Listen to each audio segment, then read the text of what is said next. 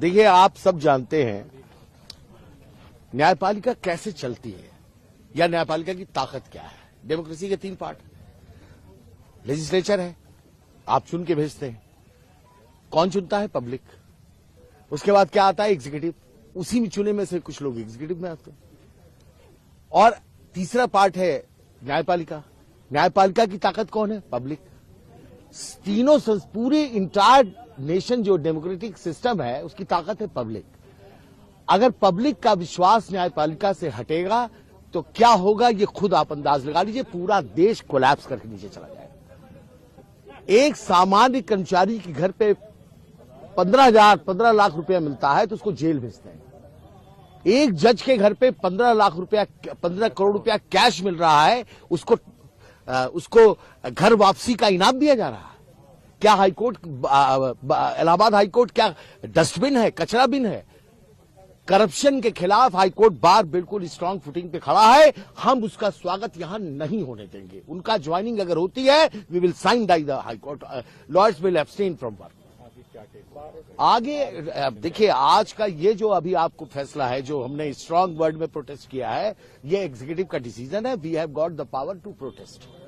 फैसला क्या होगा उसके लिए जनरल हाउस सोमवार को तय करेगी। बहुत बड़ी जनरल हाउस होने जा रही है जिसमें सारे लोग मिलकर ये तय करेंगे कि हमारी मांग क्या है। हम अंदाज आपको बता सकते हैं इस वक्त जनरल हाउस में क्या हमारी मांगे हो सकती है, लेकिन वो सहमति पर निर्भर करता है। जैसे इतना तो तय है कि जस्टिस यशवंत वर्मा को इलाहाबाद में नहीं भेजा जाए, ये हमारी मांग नंबर 1 है। नंबर 2, किसी तरह की अब कोई जांच की आवश्यकता नहीं है, क्योंकि अगर जस्टिस वर्मा कोई एक्सप्लेनेशन देते हैं उससे पब्लिक फेथ रिस्टोर नहीं हो सकता। पब्लिक फेथ पूरी तरह से डैमेज हो चुका है।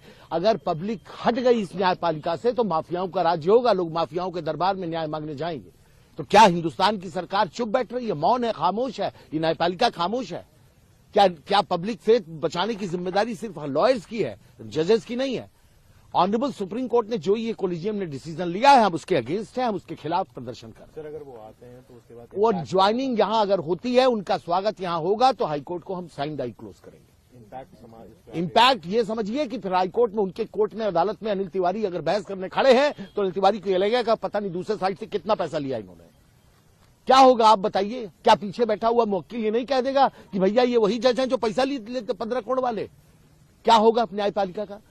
आज ये लड़ाई हमारी वकीलों की नहीं है, ये न्यायपालिका को हम बचाने की कोशिश कर रहे हैं। हमारा पिलर है ये न्यायपालिका।